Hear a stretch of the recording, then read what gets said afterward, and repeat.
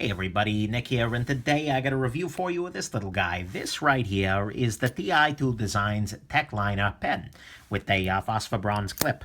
So, thank you very much to my buddy Tim, who sent this guy along for me to carry for a little while here and use, because it's a pen I'd seen a bunch of times but never had a chance to check out, and so really grateful there. And first I want to do a quick size comparison. Here is a Pilot G2 pen, so you can see it's a little bit smaller than the G2. Prometheus Alpha pen in titanium, great EDC option. Here is a Bic little tiny pen, which is a crappy EDC option, although it does the trick. A Pocket Jada, another pretty compelling pen, and we'll get to that later.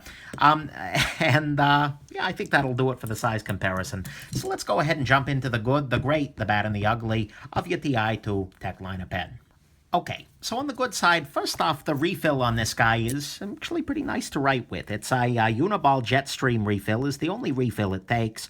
But, you know, it's pretty nice. It's a gel sort of insert, and I got no real complaints writing with it.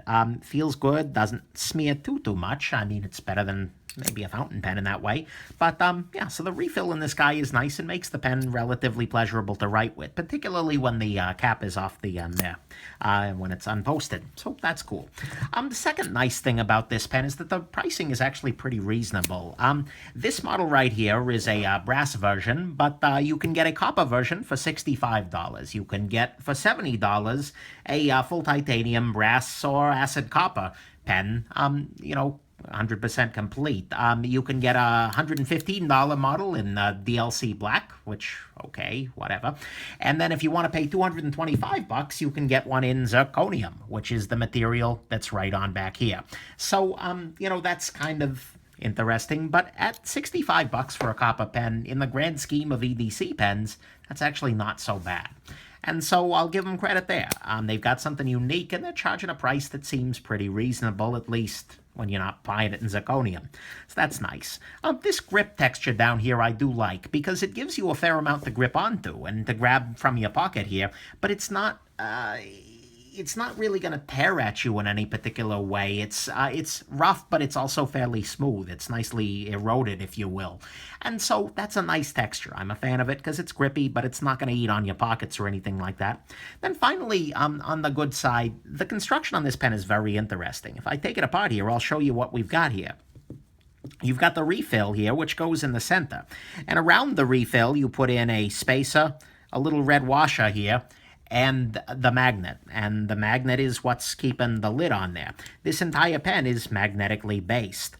And so, you know, when you pop that on there, the hood is attracted to it.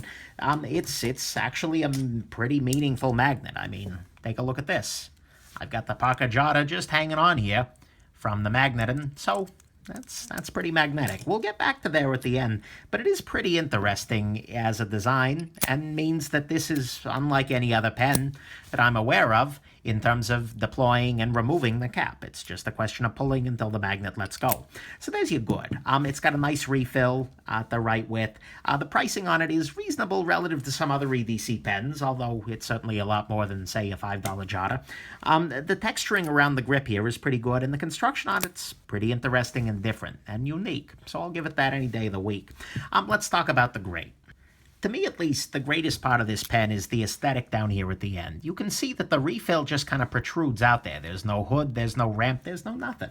Unlike on most pens, where the refill is supported around the side by something like that, or over here, this is a fine liner refill. It's supported, but here the refill is just kind of floating out in space, which gives this a real precision feel that I kind of like. It's neat. It's a little weird looking, and I got some looks, but it does the trick. And so that's kind of a neat idea. I haven't seen it around much, and, you know, there's no sense of flexibility or problem there with it. So, you know, cool. So that's what's great to me, at least. I love the look when it's uncapped, and it's especially good when it's unposted like this. This looks like a neat little pen. So there you go. Let's talk about the bad. So on the bad side, the clip on this guy doesn't actually match the body. This clip is available in either titanium or phosphor bronze, and you can see here, this is the bronze clip, and it doesn't quite match with the brass, and that's a little bit on the unpleasant side. Not a big deal, though. But the clip costs $12. The clip comes separately from the pen, and that's that's a little less ideal. And you know, you're starting to push on that good value I was talking about earlier. At 82 bucks, maybe a little less interesting. We'll get back to the clip later. And the cap on this guy sticks out in a weird way. I mean, you can see that there's this gap between the body and the cap, and so it's actually very easy for something in your pocket to just slide this right off there. The magnet is holding it fairly securely, but it's not that secure, and so if this catches on the side of your keys or in something else in your pocket, you have an uncapped pen around in your pocket. It's not as big a deal as, look, magnet.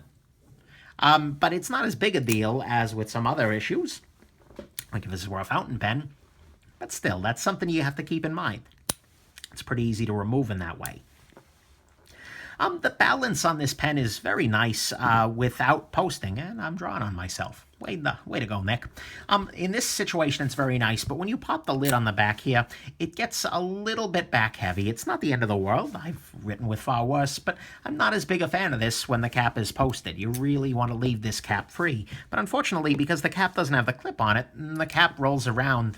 There's the magnets again. The cap will just roll around like crazy, and that's not ideal, necessarily. So I'm not a big fan of that. The whole thing is a little bit finicky because of that construction, where the refill needs to hold on to this spacer, washer, O-ring, and magnet on there.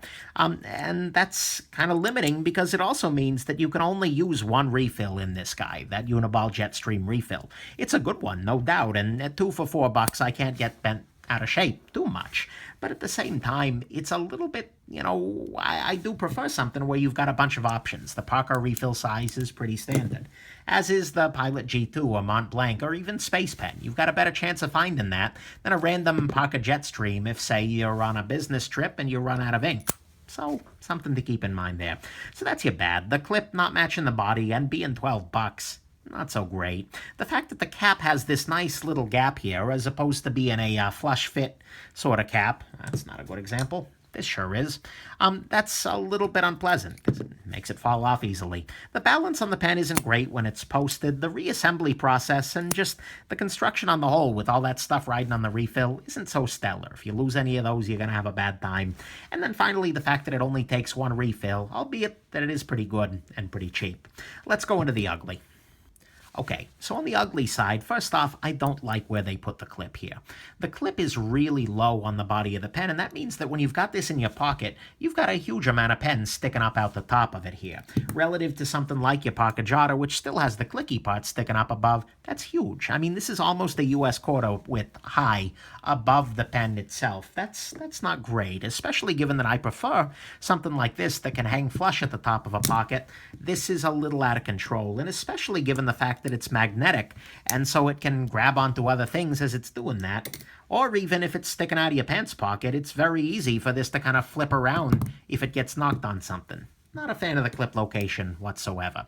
Next ugly thing is that the magnetic capping thing, although it works, feels to me like a solution in search of a problem. There's not really any good reason for it, and there are some pretty compelling reasons not to.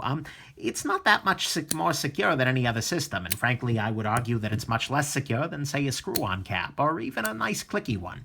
Because, as I mentioned, if anything hard catches the edge of that, your cap is gone. No issues. And so, I don't know, that doesn't bring me joy in terms of security.